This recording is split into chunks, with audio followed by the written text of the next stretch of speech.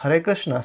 Welcome you all on our 90 episode book reading challenge, and we are today reading 53 and 54. Yesterday we have seen like Rukmani, Srimati Rukmani Devi, she has actually sent a letter from a Brahmin that their family members are planning to get married her with Shishupal, which she didn't wanted. She wanted and she has accepted Krishna as her husband. So she told that I used to go to a Devi temple, and you can come and pick me from there and kidnap me from there. So we'll see how Krishna kidnaps Rukmini. नमो विष्णुपदाय कृष्णपृष्ठाय भूतले श्रीमते भक्तिवेदांत स्वामिनिति नामिने नमस्ते सरस्वती देवी गौरवाणी प्रचारिणे निर्विशेष शून्यवादी पाश्चात्य देशतारिणे जय श्री कृष्ण चैतन्य प्रभु नित्यानंद श्री अद्वैत गदाधर श्रीवासादि गौर भक्तवृंद हरे Krishna Krishna Krishna Hare Hare Hare Ram Ram Ram Hare Hare. Hare Krishna. Chapter 53, Krishna kidnaps Rukmini. After Lord had heard the Brahmana messenger recite Rukmini's letter, the Lord said to him, I am indeed attracted to Rukmini, and I know of her brother's Rukmi's oppositions to my marrying her. Therefore, I must kidnap her after crushing all the low caste kings, just as one might generate fire from wood by friction. Since the solemnizing of vows between Rukmini and Shishupal was scheduled to occur only in 3 days, Lord Krishna had Daruka ready his chariot at once. Then he immediately set out for Vidarbha, which he reached after one night's travel. So, Daruka is actually the name of charioteer of Lord Krishna. King Bhishmaka, trapped by his affection of his sons Rukmi, was prepared to give his daughter to Shishupal. Bhishmaka saw to all the necessary preparation. He had the city decorated in various ways and had its main road and intersections thoroughly cleaned. Damghosha, the king of Chedi, having also done everything necessary to prepare for his son's marriage, arrived in Vidarbha. King Bhishmaka greeted him properly and gave him a place to stay. Many other kings such as Jarasandha, Salva, Dantavakra also came to witness the occasion. These enemies of Krishna had conspired to kidnap the bride if Krishna came. They planned to fight him together and thus guarantee Shishupal his bride. Hearing of these plans, Lord Baladeva gathered his entire army and quickly went to Kundinapura. So this is how we see, all the party from Shishupal, they have also arrived to Vidarbha, and even Krishna and Balram, they are nearly arriving over there. And all the kings they had planned, and this we know very well, Jarasandha, Salva, Dantavakra, Shishupal, Rukmi, they all were enemies of Krishna. So they had also made some plan. If Krishna tried to do something, then plan A or plan B. However, Lord Baladeva, he actually gathered army to fight with all the others so that Krishna can be left alone to kidnap Rukmini. So on the night before the wedding, Rukmini, about to retire, had still not seen either the Brahmana or Krishna arrive. In anxiety, she cursed her bad fortune, but just then she felt her left side twitch, a good omen. Indeed, the Brahmana shortly appeared and related to her what Krishna had said, including his firm promise to kidnap her. So, Brahmana now arrived and narrated the story or the discussion he had with Krishna, and he has a firm promise to kidnap her. When King Bhimsaka heard that Krishna and Balram had arrived, he went out to greet them to the accompaniment of triumphant music. He worshipped the lords with various gifts and then designated residence for them. Even Lord Krishna and Balram were greeted well and given place for residence in the place of Vidarbha. Thus the king showed due the respect to the lords as he did to each of his numerous royal guests. The people of Vidarbha, seeing Lord Krishna, remarked to one another that he alone would be suitable husband for Rukmini. They prepared that on the strength of whatever pious credit they had, Krishna might win Rukmini's hand.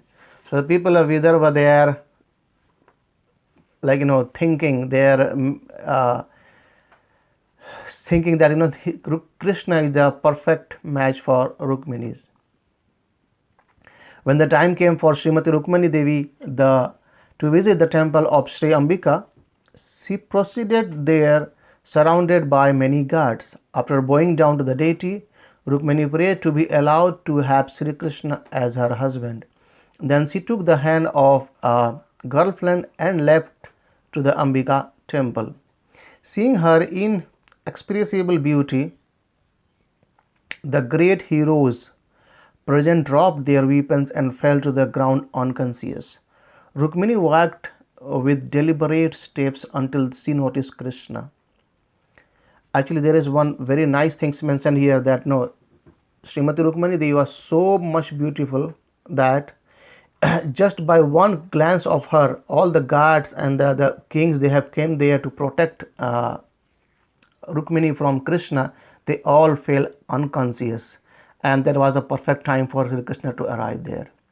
So then, as everyone looked on, Sri Krishna took Rukmini onto his chariot like a lion claiming his rightful share from a band of jackals. He drove back all the opposing kings and slowly made his exit. Followed by his associates, Jarasandha and other kings, unable to bear their defeat and dishonor, loudly condemned themselves, declaring that this defamation was like a petty animal stealing away what rightfully belongs to the lion. And this is how we see Krishna kidnapped Srimati Rukmini Devi from the temple of Sri Ambika. So that is how we end chapter 53, and today we'll go start chapter 54, the marriage of Krishna and Rukmini. As Sri Krishna was taking Princess Rukmini away, the inimical kings gathered their armies and pursued him. Lord Baladeva and the generals of Yadava army turned to face these opponents, blocking their advance.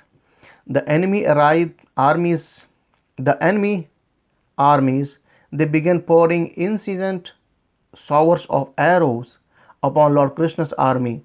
Seeing her husband's two beast forces under such violent attack, Srimati Rukmini looked at Sri Krishna fearfully, but Krishna simply smiled and told her that there was nothing to fear because his army would surely destroy the enemy in short order. Lord Balrama and the other heroes then began to annihilate the opposing army with Naracha arrows. The enemy kings, headed by Jarasandha, retreated after suffering the destructions of their armies at the hands of the Yadavas. Jarasandha consoled Shishupal, happiness and distress are never permanent and are under the control of the Supreme Lord. 17 times Krishna defeated me, but in the end I was victorious over him. Thus, seeing that victory and defeat are under the control of destiny and time, I have learned not to succumb to either lamentation or joy. Time now favors the Yadavas, so they have defeated you with only a small army, but in the future time will favor you and you will surely conquer them. Consoled in this way, Shishupal took his followers and returned to his kingdom. So this is the way, like Jarasandha being defeated by 17 times from Krishna, still he has a hope that he will defeat someday to Krishna, and he is saying the same thing to Shishupal. But the only thing is that the demons, they do not accept Krishna. They want to fight, but they can't surrender to them. So Rukmini's brother Rukmi, who hated Krishna, was infuriated by Krishna's kidnapping of his sister. So after vowing before all the kings present that he would not return to Kundila until Krishna had been destroyed and Rukmini rescued. Rukmini set out with his army to attack the Lord. Ignorant of Lord Krishna's glories, Rukmini boldly went out to attack Krishna in the lone chariot. He approached the Lord, struck him with arrows, and demanded that he release Rukmini. Sri Krishna fended off Rukmini's weapons, breaking them to pieces. Then he raised his sword high and was about to kill Rukmini when Rukmini interceded and fervently pleaded that her brother's lives be spared. Lord Krishna did not kill Rukmini, but with his sword he saved off bits of Rukmini's hair here and there, leaving him disfigured. Just then Lord Baladeva appeared on the scene with the Yadavas' army. Seeing Rukmini disfigured, he gently reapproached Krishna. To disfigure such a close family member is as good as killing him. Therefore, we should not be killed but set free. So Krishna, they actually left Rukmini just by cutting some hairs here and there and left them. And Baladeva said that, like disfiguring such a close family is basically nearly like killing him. So let's leave him. Lord Baladeva then told Rukmini that the sorry condition of her brother was only the fruit of his past work. Since everyone is responsible for his own happiness and suffering, he further instructed her about the transcendental position of the jiva, or the soul, and how the illusion of happiness and distress is simply a result of ignorance. Accepting Lord Baladeva's instructions, Rukmini gave up her sorrow. So now Krishna and Baladeva advised to Rukmini that, don't be sorrow. Happiness and suffering are actually is an fruit of our last deed, and we have to accept it. And this is only because of the ignorance. So Rukmini meanwhile felt totally frustrated, deprived as he was of all his strength and his will to fight.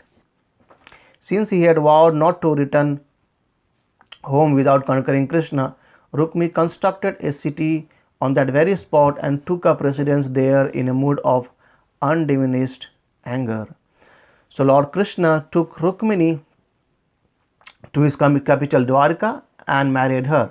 All the citizens celebrated in lavish style, broadcasting throughout the city accounts of how the Lord had kidnapped Rukmini. Everyone in Dwarka was delighted to see Lord Krishna united with Rukmini. So this is how we see the marriage of Lord Sri Krishna and Srimati Rukmini Devi. Hare Krishna. Thank you very much. Srila Prabhupada ki Jai.